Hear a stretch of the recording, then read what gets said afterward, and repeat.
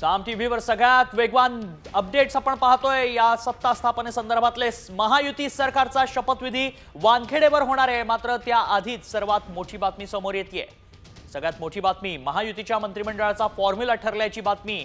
भाजपला सर्वाधिक 21 मंत्रिपदं मिळण्याची शक्यता आहे। शिंदे सेनेला 12, दादा गटाला 10 मंत्रिपदं मिळण्याची शक्यता आहे। मंत्रिमंडळ फॉर्म्युलावर चर्चा झाल्याची माहिती सूत्रांकडून मिळते। कसं असेल हे मंत्रिमंडळ बघूयात ग्राफिक्सच्या माध्यमातून।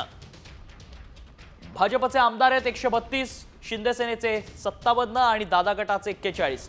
मंत्रिपद मिळण्याची शक्यता आहे 21, शिंदे सेनेला 12 आणि दादा गटाला 10।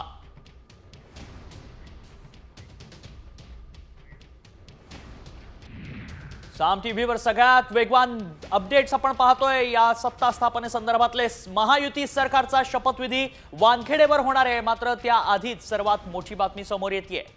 सगळ्यात मोठी बातमी महायुतीच्या मंत्रिमंडळाचा फॉर्म्युला ठरल्याची बातमी। भाजपला सर्वाधिक 21 मंत्रिपदं मिळण्याची शक्यता आहे। शिंदे सेनेला 12, दादा गटाला 10 मंत्रिपदं मिळण्याची शक्यता आहे। मंत्रिमंडळ फॉर्म्युलावर चर्चा झाल्याची माहिती सूत्रांकडून मिळते। कसं असेल हे मंत्रिमंडळ बघूयात ग्राफिक्सच्या माध्यमातून। भाजपचे आमदार आहेत 132, शिंदे सेनेचे 57 आणि दादा गटाचे 41। मंत्रिपद मिळण्याची शक्यता आहे 21, शिंदे सेनेला 12 आणि दादा गटाला 10।